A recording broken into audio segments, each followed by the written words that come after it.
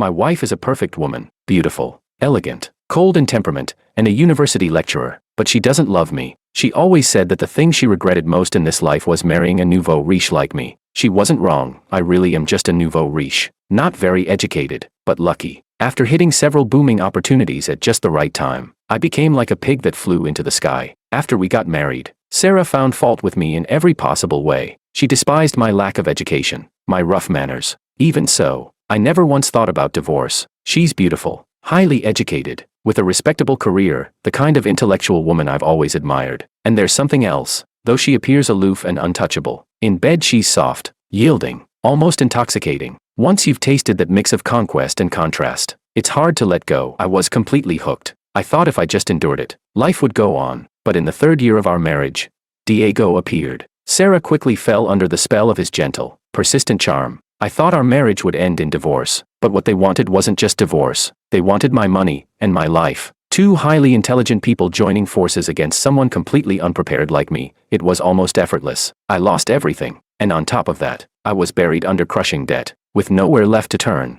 I climbed to the rooftop, filled with hatred, and jumped. I can't beat you, I admit it. But if heaven dares to give me one more chance, just wait. Chapter 1. I never expected my luck to be this outrageous. Heaven actually gave me another shot. When I opened my eyes again, I was back on the day I first rode that perfect market wave, looking at the long string of zeros in my stock account.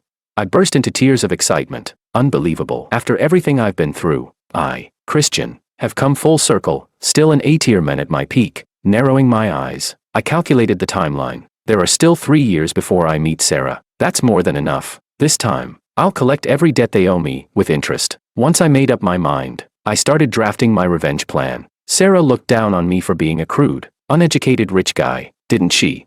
Heh, let's see this time how she gets played by the very same uncultured man. I found a reliable overseas study agency and submitted my application. The person in charge glanced at my age and frowned. You're already 24. Isn't that a bit old? Silently, I took out my phone and showed him my bank balance. Still think it's old? He immediately bent over in flattery. Not at all. Not at all. I'll contact Stanford University right away. You can go straight into a master's program. It's just. Seeing him hesitate, I grew impatient. Just what? He gritted his teeth. You'll need to donate a laboratory to Stanford. It'll cost around $50 million. How much? My heart skipped a beat. I got nervous as hell. In USD.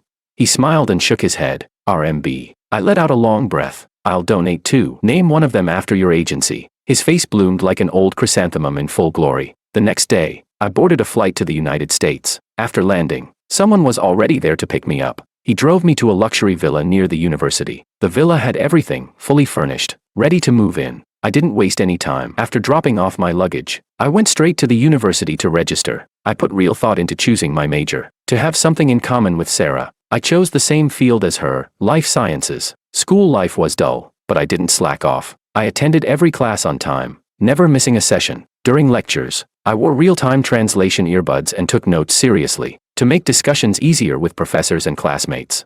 I waved my hand generously and got translation earbuds for all of them. They liked me, a lot. They liked my generosity. They liked my effort. And I truly was trying hard, living a second life. I wanted to do things differently. I couldn't just live in hatred. I needed to enrich this previously shallow life of mine. As Jack Ma once said, riding the right wave can make even a pig fly. But when the wind stops, it's still those pigs that fall to their deaths. I didn't want to be that pig. Of course, I didn't become a boring, bookish student either. My life outside of class was still quite colorful. Chapter 2. The sunshine in California is great. The beaches are great. And the girls are great. The only downside, no proper beef noodle soup. Everything else is perfect. In my free time, I like to lie on the beach wearing sunglasses, soaking up the sun. Of course, I've kept myself in good shape too. In my previous life, although Sarah didn't love me, she didn't reject intimacy with me either. I figure if I had been one of those pot-bellied, greasy rich guys, she would never have let me touch her. The girls in California are very outgoing. Sometimes they'd even come up to me and start conversations. After I took out my phone and casually showed them my financial strength, they became even more enthusiastic. So just like that, during the day I studied life sciences.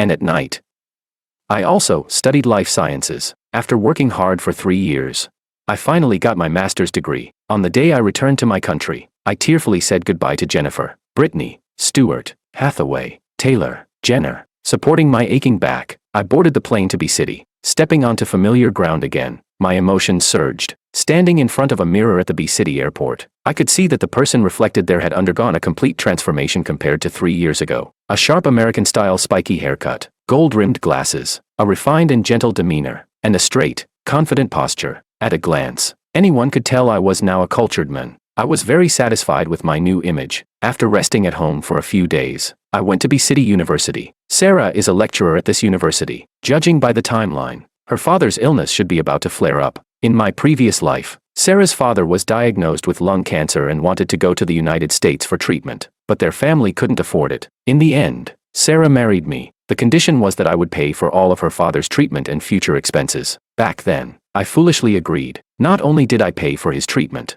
I also bought her family a villa and luxury cars. I covered every aspect of their lives: food, clothing, housing, and transportation. All of that, just to earn a bit of respect from Sarah and her family. But in the end, they never treated me like a human being. Thinking about it now still makes me furious. Damn it, spending my money while constantly manipulating and belittling me. They even said things like Sarah marrying me was a blessing earned by my ancestors' good deeds. Looking back now, it feels more like her family hit the jackpot by getting me. Especially her father, that old man. The moment his condition improved even slightly, he started looking down on me and pushed Sarah to divorce me. It still pisses me off just thinking about it. When I arrived at B-City University, I directly handed in my recommendation letter for my advisor. After reading it, the principal asked about my undergraduate degree. I scratched my head. I hadn't even gone to college. Where was I supposed to get a first degree from? The principal immediately understood. He cleared his throat and said awkwardly, "Christian, our university places a lot of importance on undergraduate credentials when hiring faculty. Your situation is a bit difficult." Before he could finish, I immediately made my stance clear. "Principal, I understand. Isn't it just about donating a laboratory?" The principal smiled like a blooming old chrysanthemum. "Come to work tomorrow." Chapter 3. Early the next morning, when I walked into the faculty office in a sharp, well-tailored suit, the first person I saw was Sarah. This was the first time I had seen her since being reborn. Looking at that stunningly beautiful face, I felt a moment of daze. The department head began introducing me. "This is Christian, a master's graduate from Stanford, mentored by Professor Andre." He went on and on, while the other teachers listened attentively. I wore a gentle smile, quietly observing them, only occasionally letting my gaze sweep over Sarah. After the introduction, Sarah's eyes lit up. The coldness on her face softened noticeably. I sneered inwardly. No wonder in my previous life, not long after Diego returned to the country, she fell for him so quickly. So this is her type, but this time around, she and Diego won't get the chance. After the department head finished, I deliberately stared straight at Sarah, putting on a look as if I were completely captivated by her beauty. The other teachers in the office immediately started teasing. "Professor Christian has great taste. He picked our university's untouchable goddess at first sight." Sarah's face flushed instantly. I also lowered my head, pretending to feel embarrassed. Perfect. This was exactly what I wanted, to use their teasing to shorten the distance between us. Now I had a reason to approach her. As per tradition, a new teacher's first class is a public lecture. The audience consists of the department head and all faculty members. Officially, it's called Exchange and Learning. In reality, it's just a way to test your competence. I walked into the classroom calmly. Standing at the podium, I began speaking fluently. The topic I chose was gene therapy, the same research direction Sarah specializes in. Sarah listened very attentively. Her eyes grew brighter and brighter. She nodded at times, fell into thought at others, completely drawn into my rhythm. Soon, the class ended. The room erupted in enthusiastic applause. I felt deeply satisfied. This was the kind of recognition I had longed for in my previous life but never received. The hardships of the past 3 years had not been in vain. After the department head and the other teachers left, I lowered my head and pretended to organize my lecture notes, while secretly glancing at Sarah, who was hesitating nearby. Sure enough, after a moment, a cool yet slightly shy voice sounded beside me. "Hello, may I ask you a few questions?" I looked up and smiled at Sarah, whose cheeks were faintly flushed. "Ms. Tang, no need to be so formal. Just call me Christian." Sarah Tang hesitantly called out, "Christian," and I nodded. A faint smile appeared on her lips. Then she said, "Christian, you don't have to call me Ms. Tang either. Just call me Sarah." I pushed my luck a little further. "Then, can I call you Sorry?" Her face instantly turned completely red. I wasn't worried about scaring her off. After all, I had just come back from that wild place called America. Seeing Sarah lower her head and give a shy, quiet I nearly exploded with anger inside. In my previous life, that bastard Diego kept calling her sorry all the time. Yet I, her lawful husband, wasn't allowed to call her that. The one time I mustered the courage to do it, she scolded me for ages. "You really are a piece of shit." Just as I thought, anyone else could call her that casually. But I, the one who paid for everything, who gave everything, couldn't. Chapter 4. After breaking the ice, Sarah began asking questions. None of them were particularly difficult. I answered them with ease. On the way back to the office, walking side by side with her, I casually brushed my hand against her thigh as if by accident. Sarah blushed, but she didn't show any disgust, nor did she pull away. What she didn't know was, the more she reacted like this, the more I hated it. So her coldness and untouchable attitude had always been reserved just for me. Over the next few days, I started deliberately finding chances to talk to Sarah, creating a bit of subtle tension between us. She didn't reject it. On the contrary, she seemed to enjoy this ambiguous closeness, although she never agreed to go on a proper date or have dinner with me.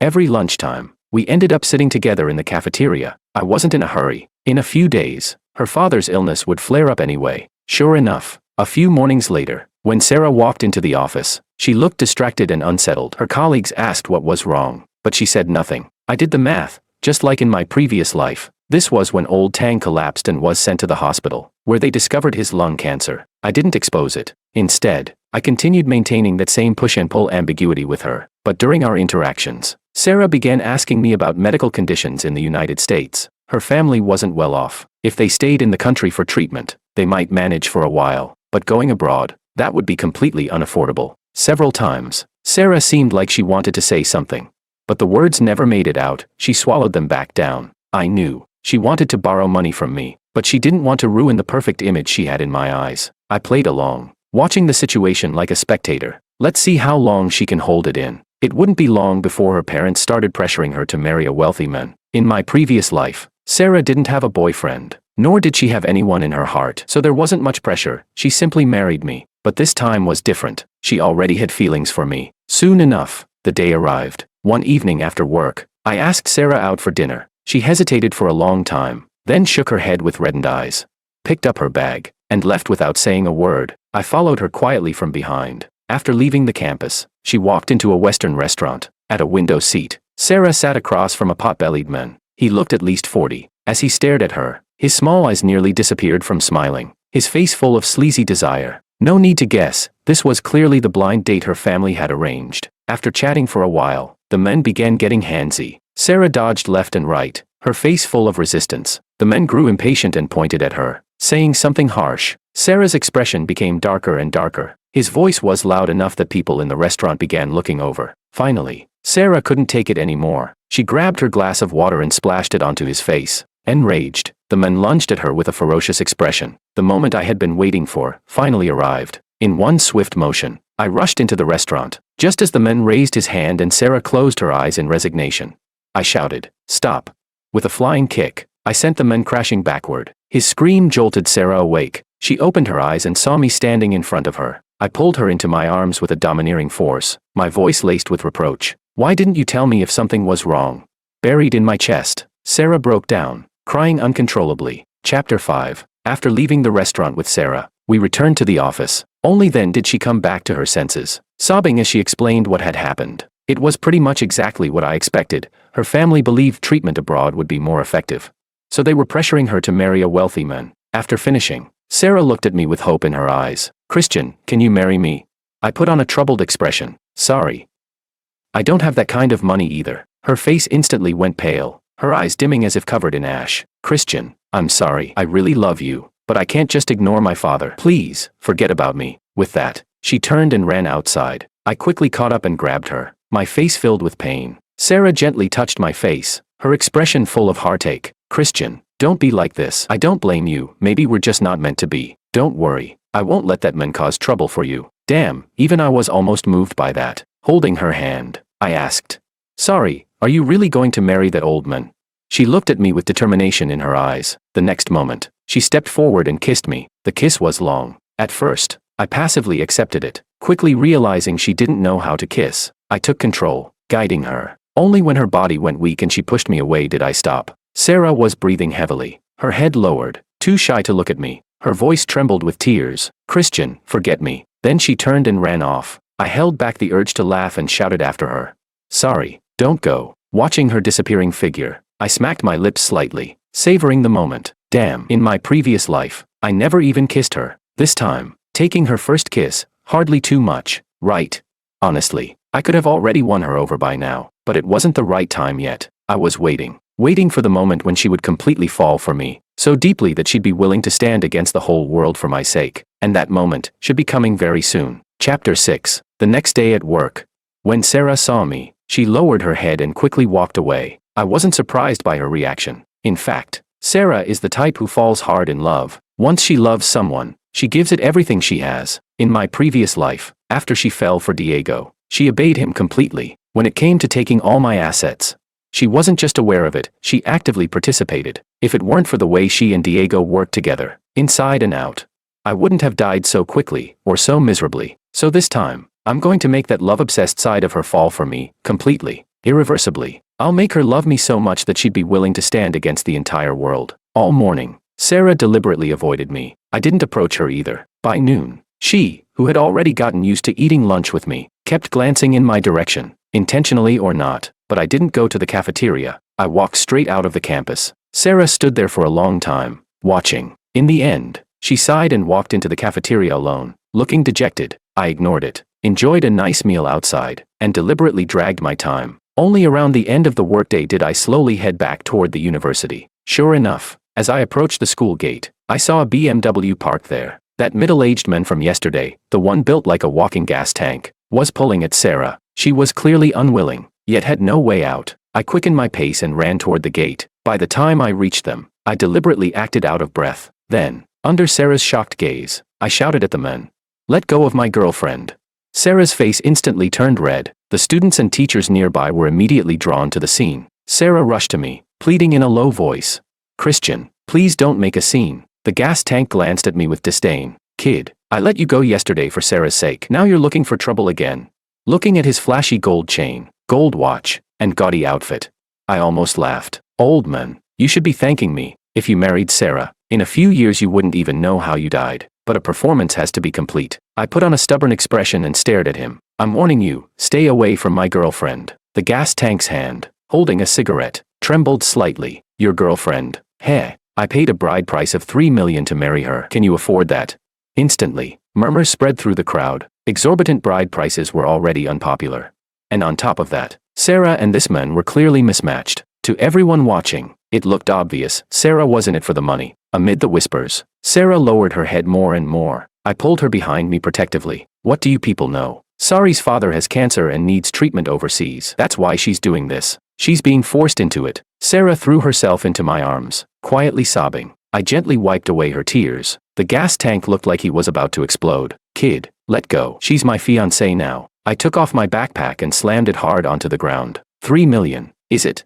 I've got that too. Chapter 7. Seeing the backpack stuffed full of cash, the onlookers were stunned. Sarah was equally shocked. "Christian, where did you get so much money?" I gently stroked her hair. "Silly girl, after what you told me yesterday, I sold the house my parents had prepared for my future marriage." Sarah hugged me tightly, crying uncontrollably. The gas tank glanced at the money on the ground, visibly relieved, then got into his car and drove off. Clearly, even $3 million was a burden for him. He just used this chance to slip away. When we returned to Sarah's home, her parents' eyes lit up at the sight of the $3 million. Sarah looked at them, her gaze filled with both relief and disappointment. "Mom, Dad, I'm going to be with Christian." Her parents didn't even look at her while counting the money. They nodded repeatedly. Sure.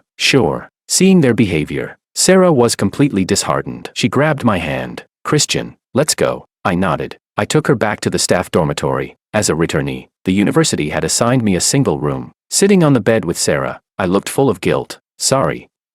I'm sorry. You'll have to suffer being with me." Before I could finish, Sarah kissed me, stopping me from speaking further. Her eyes were soft and full of emotion as she whispered in my ear, "Christian, I'm yours." I had waited more than 3 years for this moment. As expected, it felt completely different with Sarah. In this life, her heart belonged entirely to me. Things she had never done before, she now willingly accepted. By the time morning came, as I looked at Sarah sleeping beside me, I let out a cold laugh. "Sarah, in my previous life, I treated you like a treasure.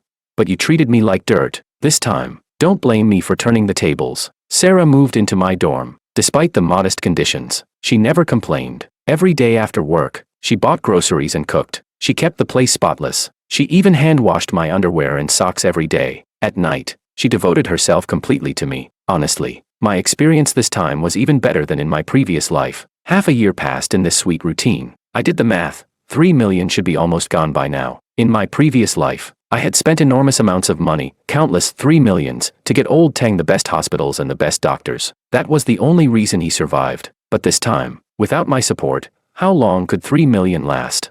They had seriously underestimated the cost of living in the United States. That day, when I returned to the dorm, Sarah was sitting on the bed, lost in thought. I put down my bag and sat beside her. Sorry, what's wrong? Her eyes were red. My husband, my mom called. They said they're out of money. I closed my eyes, pretending to be in pain. It's all my fault for being useless. Maybe I should start driving a ride-hailing car. Sarah shook her head desperately. No, you don't owe them anything. Inside, I was pleased. That was exactly what I wanted to hear. Between her parents and me, she had chosen me. That meant she was already hopelessly in love with me. I continued acting distressed. Sorry, even though we're not married, I've long treated them as my own parents. Sarah stayed silent for a long time, then clenched her teeth. I'll sell the house. I immediately refused. No, where will you live after that? Her expression turned resolute. I've paid back everything I owe them. This is the last thing I can do for them. Then she leaned into my arms. My husband. I'll have nowhere to go after this. You won't abandon me, right? I nodded firmly. Chapter 8. The house was sold quickly. Property in B City is still quite valuable. Even though it wasn't in the city center and not very large, it still sold for over 3 million. Sarah only transferred half of it to her parents and gave the remaining half to me. Husband, you keep this money. Let's save a bit more, and later we can pay a down payment. We'll definitely build a good life. I nodded repeatedly. Living in the dorm every day, she didn't mind, but I was getting fed up. After all, I'm an A-tier man, and you expect me to live in a dorm. A couple of days later, I took Sarah to a villa in B City. She looked around the place curiously. Husband, is this the house your friend asked you to manage? I nodded. This house belongs to a classmate from Stanford. He settled in the US, so he asked me to look after it. We can stay here temporarily. He's not in a hurry to sell it anyway. Sarah was overjoyed and threw her arms around me. Peaceful days passed for another half year. Then Sarah's parents called again, still asking for money. Her mother said that after the surgery, her father hadn't recovered well. His condition had worsened again, and he needed a second operation. I almost laughed. In my previous life, I had hired the best specialists for his surgery, and he had been taking the best targeted medication afterward. He was doing so well he even had the energy to break up my marriage with Sarah. This time, without me, he was probably nearing the end. Sarah's voice was cold. Stop calling. I don't have any money. Her mother immediately exploded. No money? What about the remaining 7 million from selling the house? Sarah let out a soft laugh. My husband and I need to live too. We need to buy a house. Her mother shouted angrily. You're not even married. What husband? You two aren't even a family yet. Sarah remained calm. My husband said we don't have the financial foundation yet. We'll get married in a few years. She paused slightly, then added.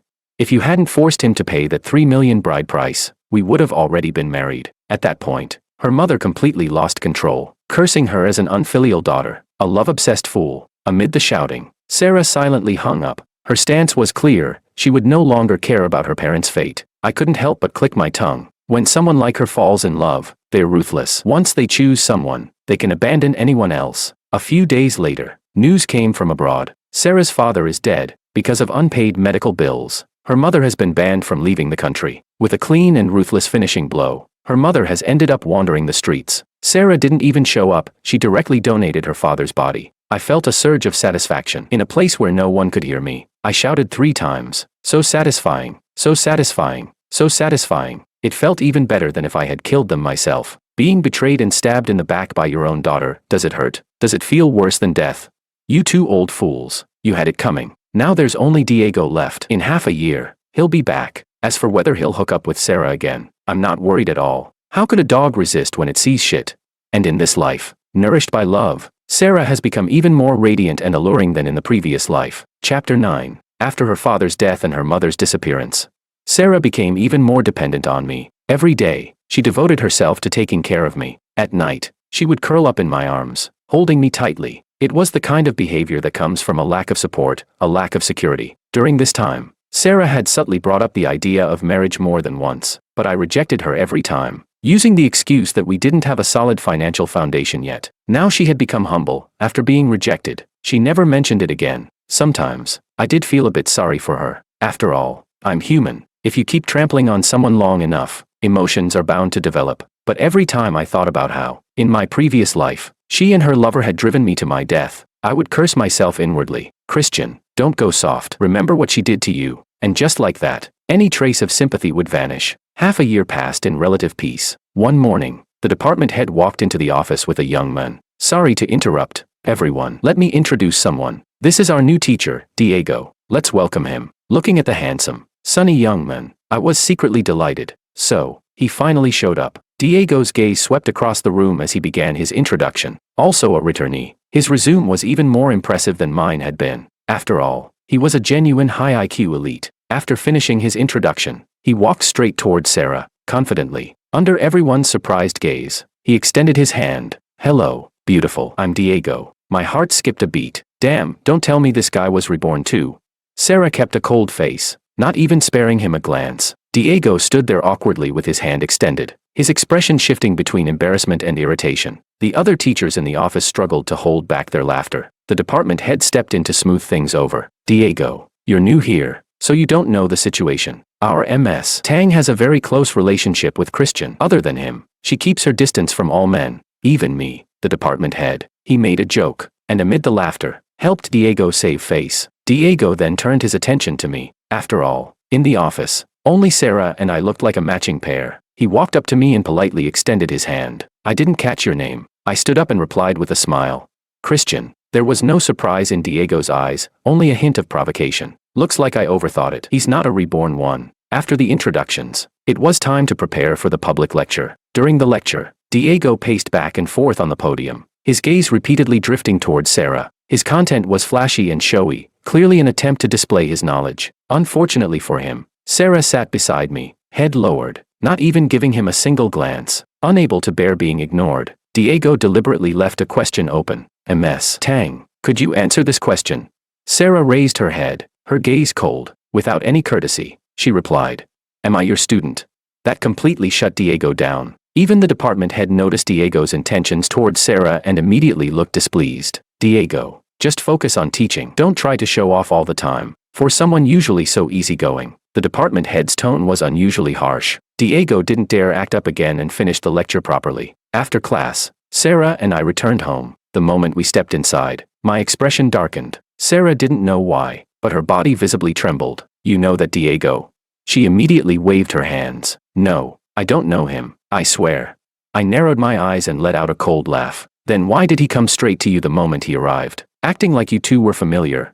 Sarah looked so wrong she was on the verge of tears. This really was a disaster out of nowhere for her. She didn't understand either why Diego was staring at her like some obsessed fool. Seeing her like that, I didn't push further. My goal was simple, to plant a seed of hatred in her heart, to make her believe that anything Diego did would only make me unhappy. Chapter 10. Diego played his part well. After arriving, he kept finding excuses to approach Sarah. Every time he tried to strike up a conversation with her, Sarah would instinctively glance at me. I pretended not to notice, letting him continue to harass her. But every night after we got home, I would find different ways to pressure Sarah. In front of me, she became more and more submissive, and the way she looked at Diego grew colder, more hostile. Once the seed of hatred is planted, everything Diego did only helped it take root and grow faster. This kind of harassment and pressure went on for half a year, until finally, it exploded. That morning, I deliberately didn't show up at the office. Seeing I wasn't there, Diego grew much bolder. He forcefully dragged Sarah into the emergency stairwell. Coincidentally, I was one floor below them. Diego grabbed Sarah tightly by the shoulders and shouted,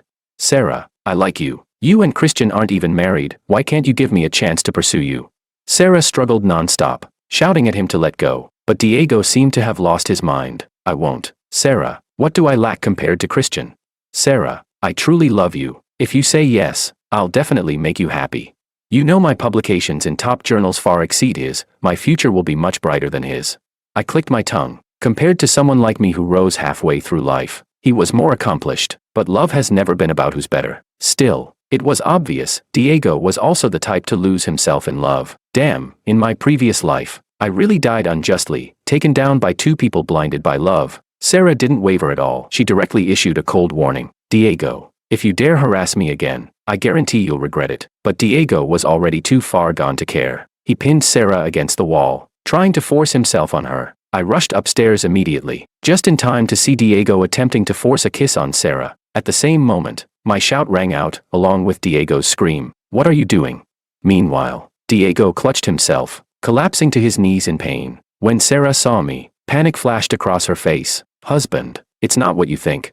I let out a cold snort and turned to leave. After returning home, I packed my things and moved into the guest room. No matter how much Sarah begged, I refused to open the door. I slept soundly through the night. The next morning, when I opened the door, I saw Sarah kneeling outside. After half a year of pressure and conditioning, she was no longer mentally stable. Seeing me come out, she looked up, her eyes bloodshot. Husband, believe me, he didn't kiss me. My expression remained cold as I walked past her toward the bathroom. She followed closely behind me, watching her legs struggle to move. I knew she had been kneeling there all night. Looks like it's time to close the net. I stared at her harshly. Sarah, I'm not blind. I saw him kiss you. If I hadn't shown up, would the two of you have gone even further?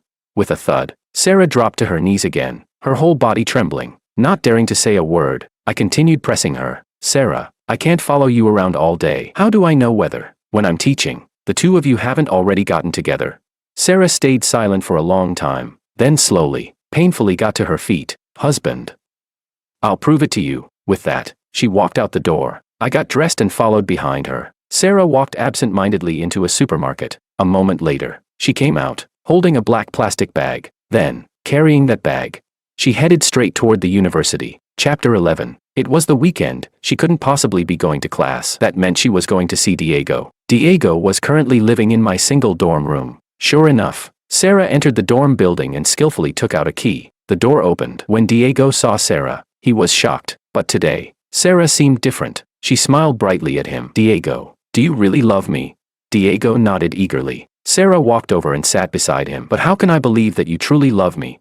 As she spoke, she placed her hand on him. Diego, who hadn't even gotten out of bed yet, was instantly energized. Sarah, just tell me what to do. I'll listen to anything you say. Sarah smiled seductively. She took out a rope and tied Diego's hands and feet to the bed. So that's why she had gone to the supermarket. She bought rope. Diego cooperated fully. After all, he had studied abroad and seen plenty of things. Once she finished tying him up, Diego was already impatient. Sarah, come on, get on here. Sarah smiled and pressed a finger against his lips. Then she pulled out a wad of something, stuffed it into his mouth, and used rope to bind it shut. Suddenly, I thought of the American movie Basic Instinct, and I finally understood what Sarah was about to do. The next second, Sarah took out a knife. In Diego's terrified gaze, she directly cut off his 2 eggs and 1 cucumber. Diego struggled violently, but his mouth was blocked, so he could only make faint muffled sounds. Sarah took out a plastic bag in disgust and packed the cucumber and the eggs inside. Then she covered Diego's face with a pillow, calmly walked out of the dorm, and locked the door. I knew Sarah had gone insane. After doing all this, there wasn't a trace of fear on her face. I hesitated over whether I should save Diego's life. Dying like that was too easy for him. But then I thought again, he had already become a eunuch of the 21st century. Even if he lived, what use would that be? When Sarah returned home, she had a bright smile on her face. Husband, you can rest assured now. He'll never come bother us again. A chill ran through me. I smiled at Sarah and gently held her in my arms. She was startled. I hadn't been this gentle with her for a long time. Very quickly, she became immersed in that tenderness. That day, I had her 7 times. Afterward, in the calm that followed, I looked at Sarah sleeping on the bed. I picked up the phone and called the police. The next time I saw Sarah was before the trial. I hired the best lawyer for her and arranged a psychiatric evaluation. In the end, I was still soft-hearted after being together for so long. How could there be no feelings at all? Finally, Sarah was sentenced to life imprisonment. As the trial ended, she looked at me with tears in her eyes. Husband, you can't get married. You have to wait for me to come out. I nodded firmly. Don't worry. Sorry. I'll wait for you, no matter how long. Sarah smiled happily. After everything was settled, I quit my job and began to enjoy life. After revenge, what remained was endless emptiness. I decided to let go of hatred. I was satisfied with Sarah's ending. Sarah's mother had disappeared, but I didn't care anymore. Letting them go was also letting myself go. Living well on my own, that was better than anything else.